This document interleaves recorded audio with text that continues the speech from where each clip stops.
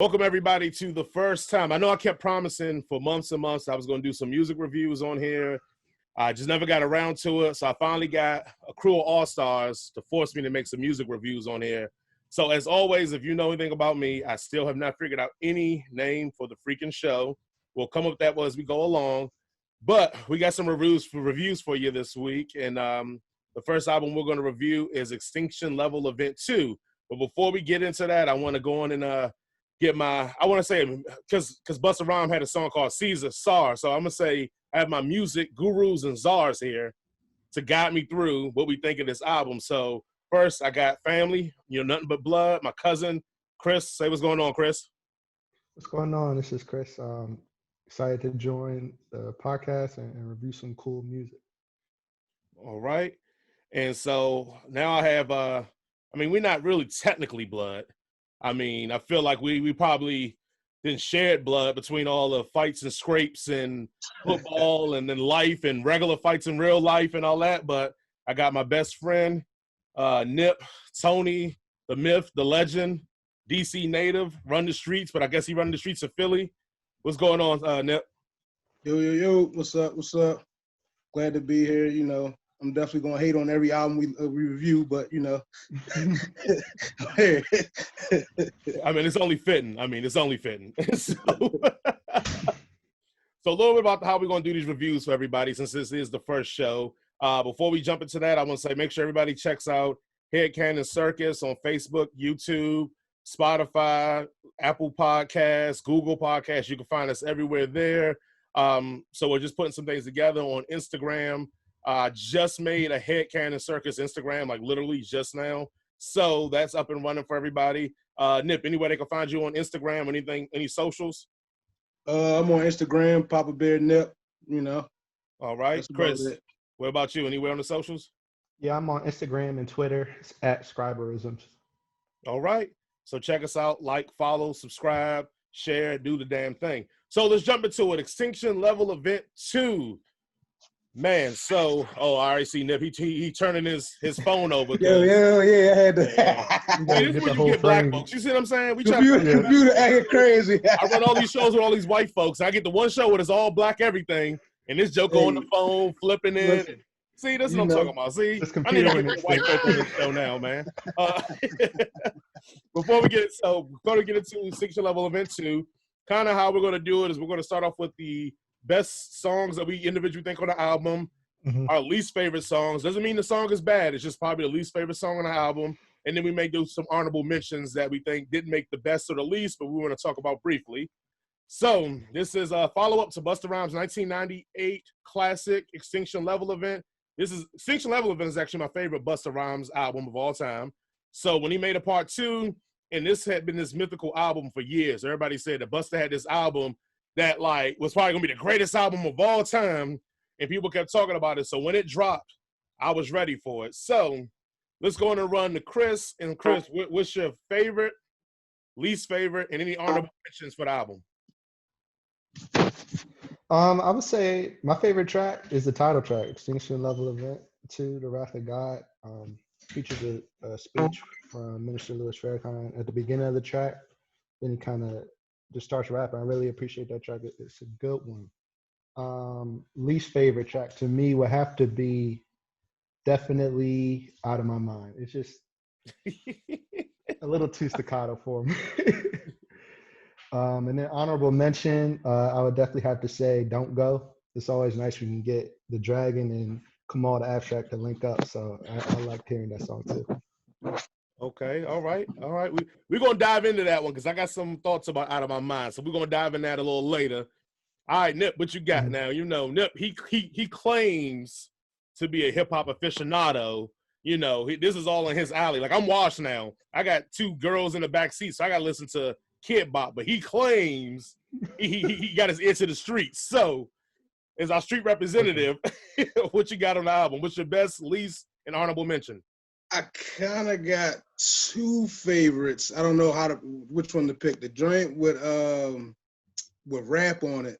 Okay, but that is the Best I Can. Best I Can, right. And then I can't think of the name of this joint. the joint with that Primo produced. Was it Indeed or Let me see here. True Indeed. That might Yep, be. True Indeed. Yeah, I think Yep, it's yep, True yep, yep. Indeed. Yeah, True Indeed. I think those are my two favorites. I don't know if I had a dislike on here. I guess it would have to be. I don't know if this is a consensus, but I'm gonna have to roll with the dislike. Which one? Which one is that one? Um, Out of My Mind. how do With I there Bell you go. Biv and DeVoe. With the Bell Biv DeVoe sample. Yeah, it kind of. Yeah. Okay, so let me see. Here we got my best is I'm right there with you with Nip. I got Best I Can with Rhapsody. That's my Right. favorite one on it. I just like the story element of it, so that's why I think it's dope. It's funny. My honorable mention is the Wrath of God Extinction Level event, like Chris said, with the Minister Louis Farrakhan. It's just a certain amount of dread, but then uplift at the end that's so dope about the song. Like the Minister Farrakhan come on there, he's spitting that real shit. So Right. Yeah. I think that sets it up pretty much. My other honorable mention is what is it? Boomp, BOOMP exclamation point. That one I think he just knocks on that one. My least favorite, I was close with Out of My Mind, but I'm gonna have to go, which is gonna be blasphemy for me. But the Him and Mariah one, I just was not feeling it. Oh yeah. And again, it's a nice little groove, but I feel like it's out. It doesn't fit with the album. It I doesn't totally feel agree. like it's part of. It felt like they probably threw that in there because he has so many hits and classics with Mariah. I feel like they just threw that in there to be like, oh, okay, cool.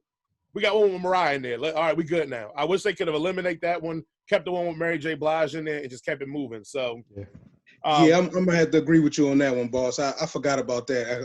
I definitely hit skip after about 45 seconds of that one, and she was hitting the high notes. I'm like, this ain't. Yeah. You throwing my vibe off, bro. Like, no, I don't need that. I don't need what that. was that note again, Tony? What was that? What was that? That sounds like Jadakiss.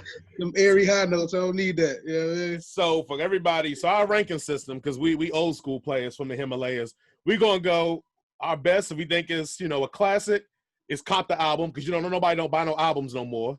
So Cop the Album is the best. Then we gotta go Get It From a Bootlegger. That's our next level right there. Then that middle of pack is I listen to it in my man's car. Then the one underneath that will be My Girlfriend Made Me Put It On. And then the last one, if it's a terrible album, is Throwing It Out the Window, throwing it out the car window. So, Chris, what would you rank this album?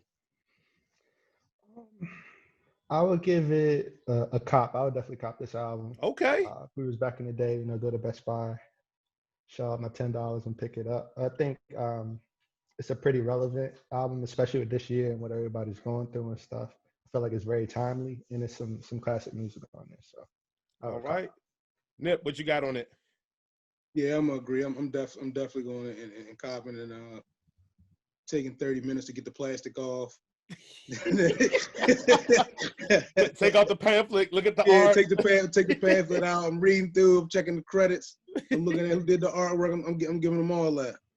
Man, I'm gonna be that guy, man. I'm gonna give it Cop It From a Bootlegger, and only one reason is because Extinction Level Event 1 is my favorite Busta album. So when it comes to 2, I'm kind of leveling them. But then also, this is our first show. I got to leave some credit for some albums that may come in and wreck the whole game. So I'm going to Get It From a Bootlegger. Not because I don't think it deserves a cop. I think it deserves it, but I'm just going to slide it there. And I hold the right to change my opinion, 7 months from now and move it to a cop. So now that we got that out of the way, all the people that just wanted to hear the review, you got the review. All the music heads that want to hear how we really get into this shit, we about to really get into these albums and songs and kind of talking about them a little bit like that. So first song on the agenda was Extinction Level Event 2, the intro with Pete Rock, Rakim, and then Chris Rock. What you think about that song? What you feel on that? Yeah, I loved it, dog. I felt like it set the tone for the album. The anticipation, the production on it. I was digging it. and you know they had the God on there, so you know I had to rewind it about 3 times. Once I heard the God on there, I had to go back and dissect a little bit. But I definitely felt it. I'm just for the record, Tony's such a geek that he will rewind it and start writing down the lyrics. So he really fully grasps, like Tony, like that nigga that be on the block that be like the numbers nigga, like, oh, you don't understand the science. Like that.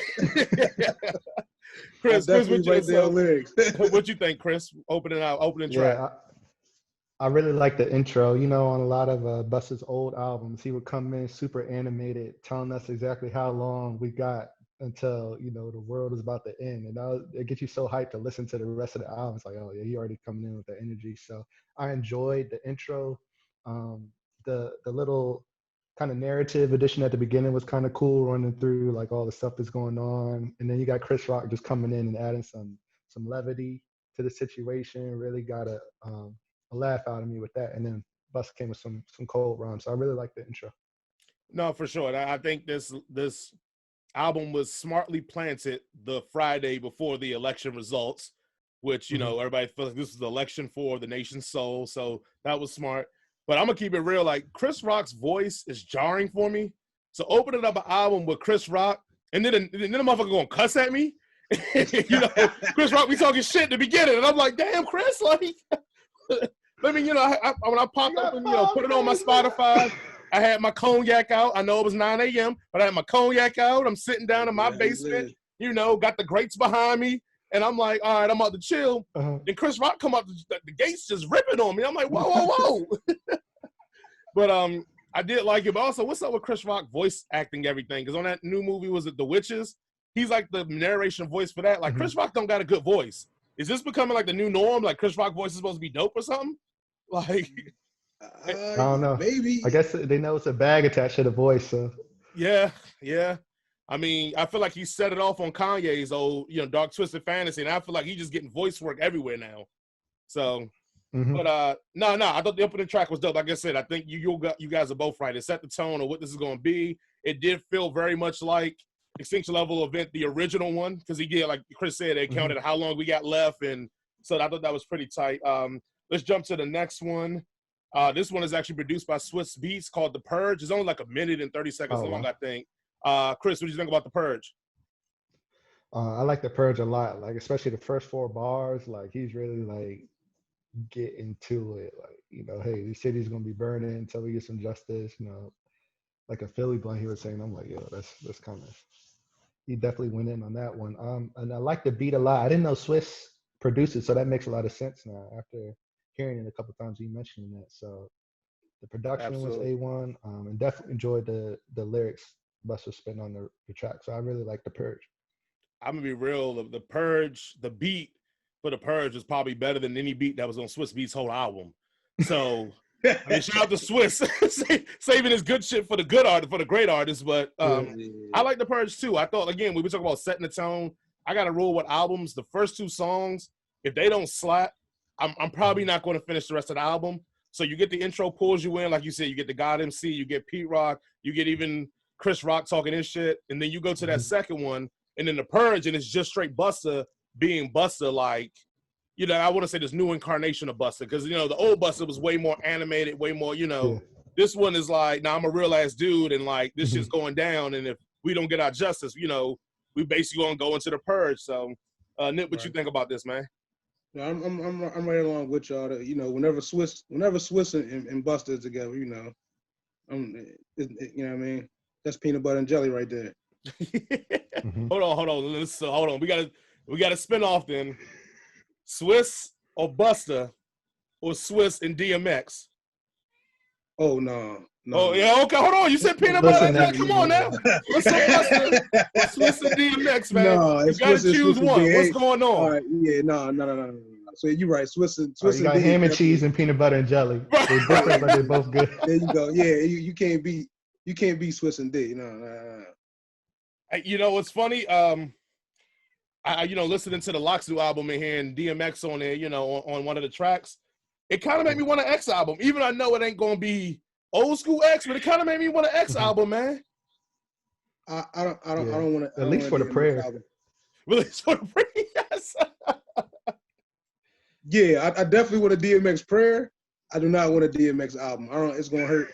What? It's gonna hurt. I mean, come on. We done already put out a couple of duds. Like, it can't be no worse than what was the last one? Was it Grand Champion or? Yeah, that's why I'm saying we don't need so. another one. Just let the legend live, dog. Let's just let him live. Hey, I'm a couple of features and we'd be good. Yeah, I'm putting on my list the DMX album. You know what's top on the album that I want to hear? If they ever want to create one, and y'all gonna kill me, but I do go with the moniker of Corny J. I actually want to hear a Will Smith album. The way he been ripping tracks on everybody else shit, I don't know, man. I'm kind of like, I want to hear a Will Smith album. Hey, you in Philly? You better slow down. I'm not gonna right. I'm about to say you live in Philly. You better slow down. Because I'm in Philly, but I mean, that Joyner Lucas joint, the joint he did. Yeah, that's what I'm gonna say. That Joyner Lucas was tough. If he can keep that same energy, that's what I'm saying. I don't need no Welcome to Miami. I don't need no Men in Black. I'm not trying to get jiggy with it. No. Yeah, no, I don't need nothing. But if he keep that same energy he got on them tracks, I'm here for it, man. He hasn't given that up in a while. I don't see him giving 10, 12 tracks of that. I won't even need 10. Give me a hot 7. Even the joint he did with even the joint he did with his son was all right. The little remix joint he did with his son, he gave some bars up. Yeah, I know it's gonna be 2 tracks of that, and then we're gonna go to the Mickey Mouse shit. Nah, I can't. I'm not here for it. Go get a job. Yeah. I don't need the Mickey Mouse. He can hold whatever, man. That's the top of my. That's number 1. New Will Smith album. I got submitted in. Number 2, that was new DMX album. I had the locks up at a number 1. Then they dropped the album, so yeah. So I got the new DMX is my number 2. Let's get back to the review. Strap Yourself Down, with produced by Jay Dilla. I mean, just a dope song, and I know that, and we're going to get into a trend here when we get further down the album, so because we're going to speed it up because there's so many tracks. But just another just dope. I mean, Busta, if he wanted to flex it, he still got it. The Purge kind of gave you that appetizer. I feel like Strap Yourself Down gave you the entree to be like, all right, I know I ain't been rapping for a while, but like this, I can show you, I still got it like that. So what you think, Nip? I want to say, I don't know if it was this track or the next track. I'm not gonna lie, he almost lost me. It might have been this one, because he started going with the, he's always animated, but he started hitting me with the boom bop tingity bing and all that. Was that that's Strap Yourself Down. Yeah. He started. I was like, nah, Bust. Like, you about to? Hold on, you can't I ain't gonna say this was on my favorites. Come on, that's Busta's style. I know it's a Busta album. I know, but I felt like it was extra this time. It was like it wasn't even a bar. It was just boom bop tickety bing, and I'm like, nah, Busta. I guess it is on put. You see this swole ass Joker talking about some. Right, like, come on, bro, come on, bring me back. You almost lost me on that one. Chris, what you got, man? When redeem this show by giving us some heat here. Man, look, I will agree. The first half of the track, he started boom, boom, ding, boom, like I like the animation, but don't give me like 2 to 3 to 4 bars of just some onomatopoeia. You know what I mean? Like we need a little more substance from the God. But the second half though went off when the beat changed. That's my stuff right there. Like he was really going in. The beat was hard. I think I was on my way to like kickboxing or something. It got me in the mood to go train and stuff. It was nice. I like the second half, but the first half, I can't. You see the humble brag. You thought it was like I was on my way to kickboxing. That's letting everybody know when he do a bad album. If you see him in the streets, don't get that heat. That's what that is. Just for the record though, it's not Tabolo, right? You actually doing real kickboxing, right? No. Oh, okay, because we don't want you in there with the soccer moms talking about some you taking kickboxing. Billy Blanks. We don't want you to be no Ty Boho. Yeah. Trying to work it out. Yeah, no, he did, but I would say it felt like old Busta, except for like this Busta that smoked too many cigarettes, so he couldn't get up in the high octave. So it was like boom da sing a ding a bling, and it was like. But I see what he was trying to do there. He was trying to give us the vibe of the old. Then we go to SAR with MOP, actually produced by Rockwalla. Most people think this is a standout of the album. Most people I talked to and I was talking with, like, this is like they shit because it feels completely like old Busta, but then you never heard MOP in a minute. So people were losing their minds off this feature, but also this track alone. Chris, what do you think? Yeah, it's definitely one of my favorites. It was amazing hearing MLP kind of come in for the couple words, kind of spice in the Busta's bar. So I really like that. It's a lot of energy. I like what he's talking about, kind of being braggadocious. You know, I'm the king of the city. This is my city, and just showing why he's one of the goats. So I really enjoyed this track. SAR is definitely up there for me. And I like how he kind of mellows it out during the chorus, like towards the last piece. We get a lot of that in some of his old music and stuff like Touch It and things like that. So it was a good all around track for me. Any different thoughts on that, Nip, or how you feel about SAR? I'm not gonna say it's one of my favorite tracks, but it did bring me back to the album because it was about to go out the window, but it brought me me back in. It brought me back after the Boom Tings. Okay. And shout out to MOP. One day we'll have a conversation on this show about the flowers MOP should have for probably birthing this whole genre of hip hop that we're listening to now, but MOP doesn't get their flowers. But that's a discussion for another show. Sure. Now we're gonna go to the song you guys love the most, Out of My Mind, featuring Bell Biv DeVoe. That's produced by Dreddy. I'm not familiar with his work, but let's go ahead and start with Chris, since you said it was your least favorite song. Let's go ahead and start with you, Out of My Mind.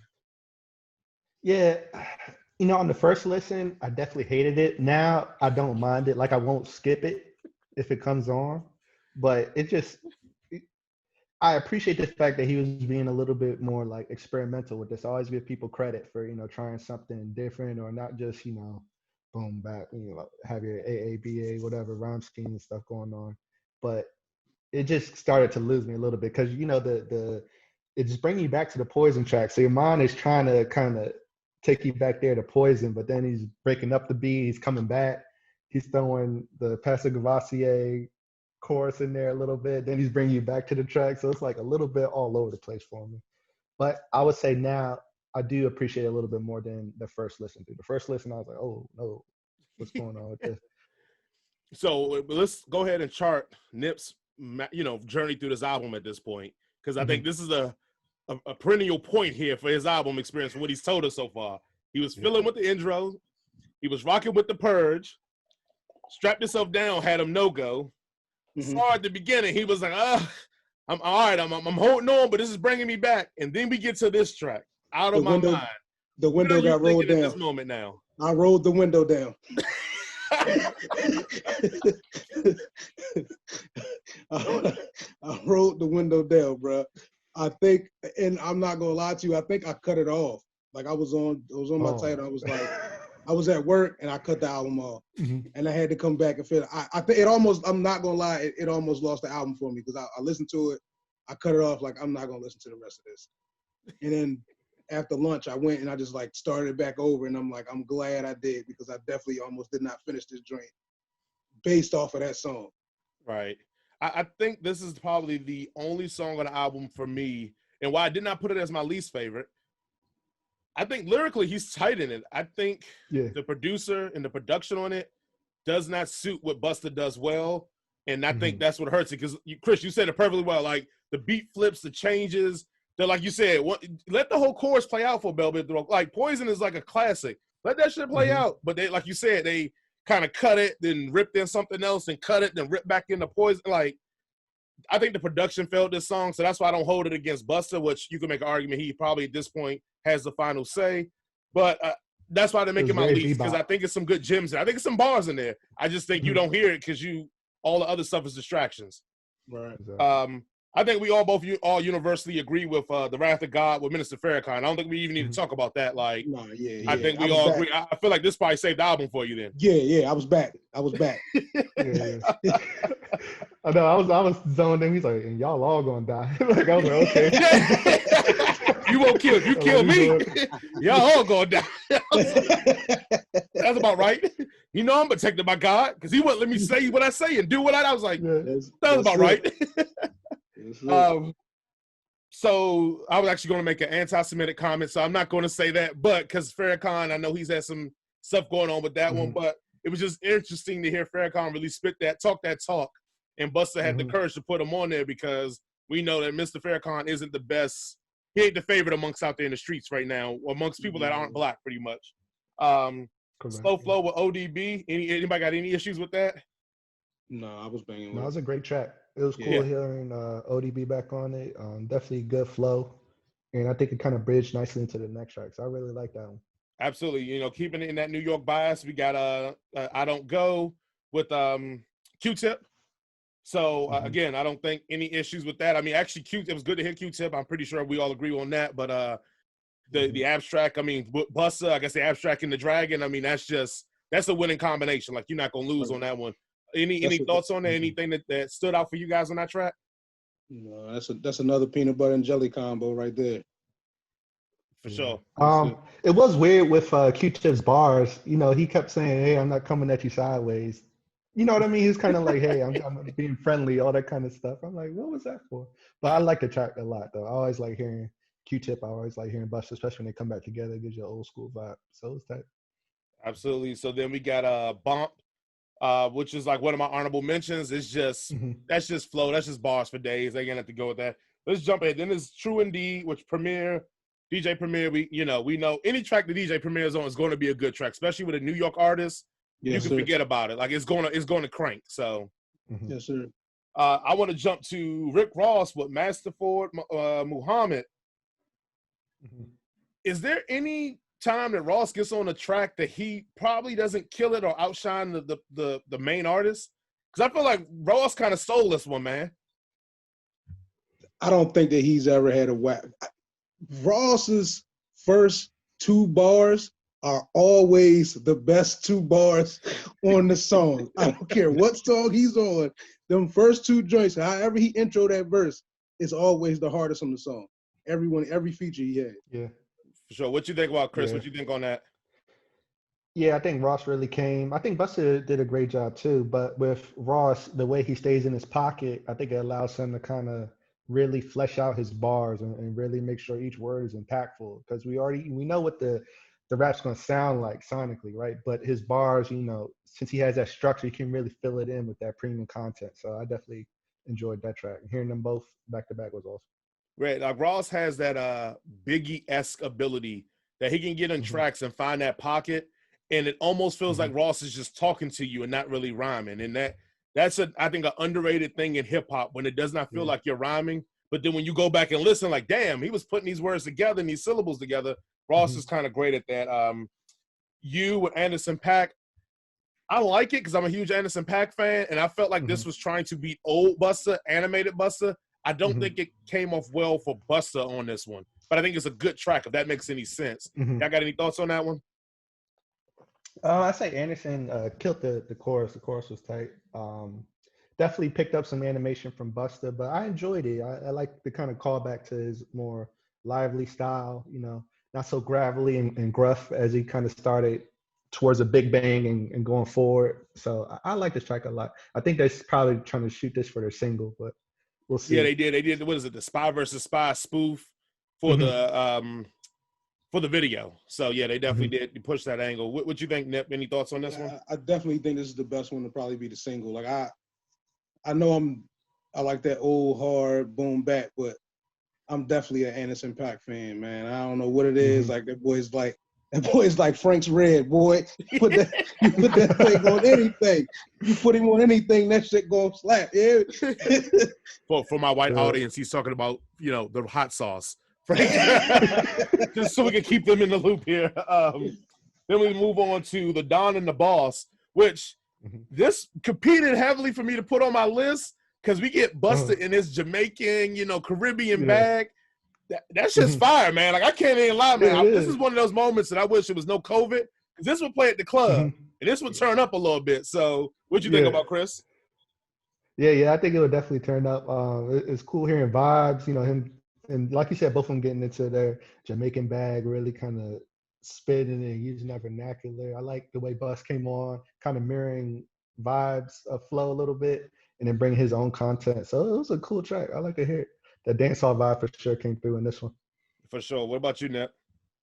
Yeah, I have no issues with it. I'm definitely was at work doing, dirty whining and all that, Definitely giving up the action at work, but yeah, I got no issues with it. Best I Can, basically a story featuring Rhapsody. Knife Wonder produced the track. A story of a man trying to see his child, and actually the levity in this whole thing, because I think me and Tony agree about one thing we'll get into briefly, but the levity in this whole thing is Rhapsody plays the role of a woman who understands how she fucked over a man who just wanted to see his child, which I think I've never heard before on any track with any woman ever. So, Nick, what do you think about this kind of this song, but this reversal of roles kind of thing? Yeah, I'm definitely I'm gonna throw the A word out here that most women don't like, and that's accountability. And she definitely. All right, well, that's our show this week, guys. Thank you all for listening. If you decide to come back next week, we appreciate it. We'll have you. Go ahead, continue. Same time, same channel. Try to shut us down before we even get started, huh? But yeah, man, that's like you never hear. I'm not gonna say you never. You rarely hear accountability from women on a track about how things go, and that was just that was refreshing to hear that. Okay. And it's rap, the God MC, the best out right now in my opinion. You know what I mean? So everything she hop on is definitely fire. I'm right there with you. I think Rhapsody is the best one thing running right now. Chris, what you got on this song? Any thoughts on there, or we can move on? We can move on. I definitely agree with Nip on that one. All right. My least favorite song of the song, Where I Belong with Mariah Carey. Do we need to even comment on this, so we can move it? It's just way 2000s for me. There you go. That's good enough. The next one is Deep Thoughts by Busta, showing a little bit of his sensitive side, kind of coming in with that introspective Busta funk that he gives you, which I think is underrated in Busta's catalog, that he can get introspective and spit some real stuff. We don't really talk about that a lot on a lot of his songs or his hits. But Chris, any thoughts on that, on Deep Thoughts? It was a nice kind of gulp of Listerine to wash your mouth out after that previous track. So it was nice to kind of get a little bit, something cool to listen to. But it was a good track. I appreciate it on the album. I wouldn't say it stood out for me, but it's like one of those, okay, I appreciate that track. All right. Nip, any thoughts, or we can move on? We can keep. This is the track where he was talking about his pop and Chris Lighty and all them, right? Yeah. Yeah, I definitely was feeling that. Yeah, it's that feeling when you lose. My grandpa checked a few years ago, or whatever. Just that feeling of like, you know what I mean? You doing stuff. You looking for that person that's always been that your go-to. You know what I mean? To roll with you. Yeah, I definitely was feeling the introspection on that one. I guess after that is Young God Speaks. I think that's kind of that, and Deep Thoughts for me are just, again, that kind of similar kind of vibe. You can start seeing the trend in the album where he's slowing it down and trying to get to the bigger points, which I don't know if I preferred. It might have diced it up a little bit, but I think that's still a pretty good way to go on there. Any thoughts on Young God Speaks? No. I was still in there. It was still in there. The window was back up. Okay. Look Over Your Shoulder with Kendrick Lamar. Nip, any thoughts? I thought Kendrick was going to do more on it. Like I thought, this is Kendrick, but whenever you hop on with a guy, you gotta get freaky. And I don't feel like it wasn't bad, but I needed more. I needed more from K-Dot, man. All right, Chris, real quick, any thoughts on that one with Look Over Your Shoulder? Yeah, I agree. Kendrick could have brought it a little bit harder. We've heard him bring it harder before. He got a little bit into his kind of like out there bag, which I appreciate, but he definitely could have brought it. The beat was crazy, though. I love the beat. Yeah, that beat was by Knottz, I believe it is, Nottz. All right. But I feel the same way. I feel like K-Dot being a God MC similar to Busta, I think K-Dot kind of phoned this one in, man. I did expect more, but I mean, at the end of the day, I'm not going to complain. I mean, we still get them on the track together, kind of old school with new school. So, I mean, at the end of the day, we should just be thankful. But I agree. I wanted a little bit more. I thought it was K-Dot was going to go crazy, especially when you hear that beat hit. You just know you think an instant classic on this one. So, next one we got is You Will Never Find Me with Mary J. Blige. Any thoughts on this one, guys?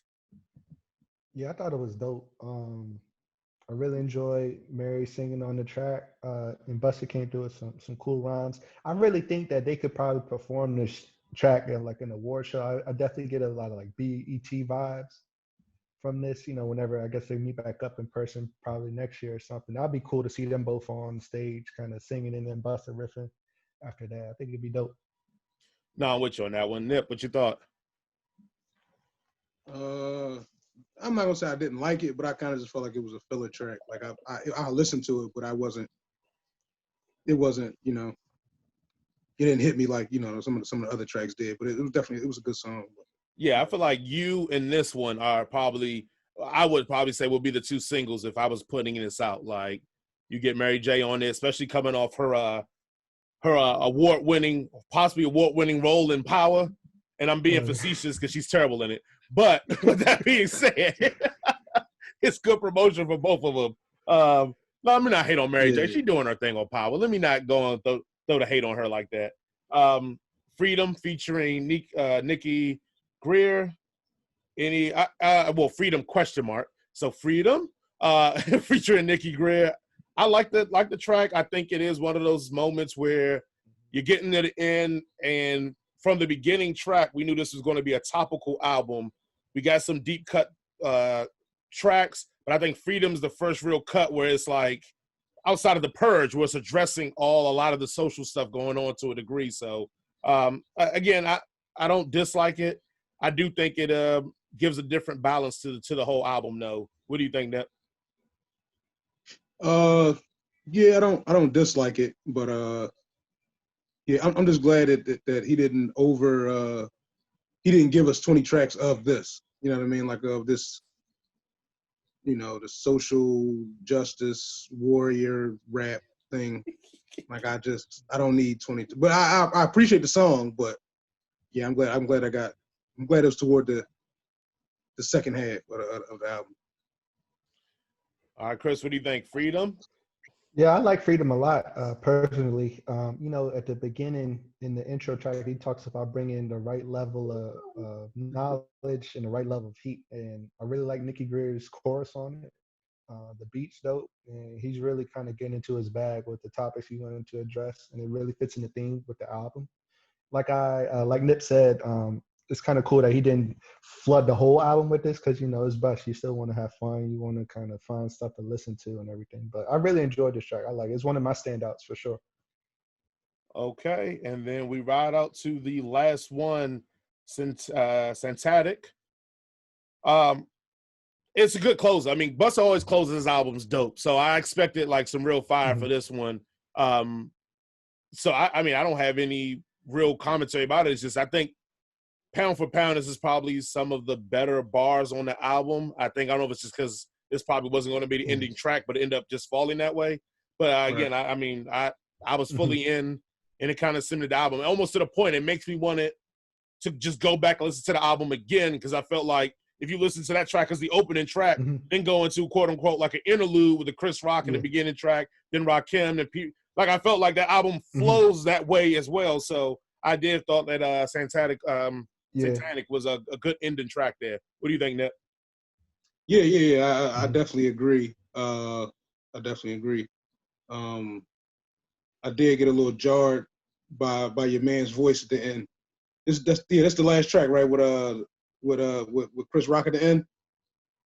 Was that the next one? Yeah. When yeah, he came in and I was winding down and my man, y'all there guys can with Doug got busted around. I was like, all right, Rock. But yeah. What about you, Chris? Any thoughts on the track? Yeah. Yeah, it was a good closer. Definitely appreciated the bars in it. Like you said, you get a lot of substance in this song. So it's kind of a good follow-up to Freedom, which is definitely very formulaic. With this one, you're just getting straight heat the whole time. It ties up the theme of the album nicely.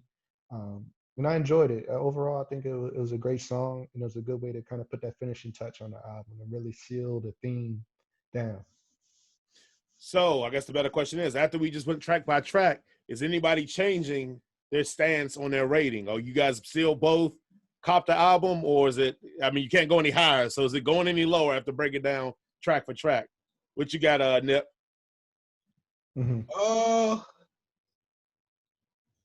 Because it's busted, yeah, I'm still gonna cop the album. Yeah, okay. I'm still copping it. Even though you had a bumpy like song 3 to like 5. Yeah, I feel like 3 to 5, he definitely lost me. But I definitely almost tossed it. But I'm still go with copy. I'm a copy. All right, Chris, any change in your rating? Yeah, I think I'm gonna go down to bootleg. I think I'm gonna go down to bootleg, especially based on what you said too. You know, that cop, that's like top tier. Like I can play every track I like. I'm thinking like an Illmatic when I'm thinking cop. You know, every track is just fire. So I definitely probably have to move it down to bootleg, which is still really good. You know, it's better than average. And this album is definitely above average to me. So that's what's up. I see your wide old knucklehead self. Don't be trying to tell him hide on the camera. I see you, bro. Thank you guys for listening to the No Music Review Name podcast right now. But please tell us your thoughts on Busta Rhymes Extinction Level Event 2.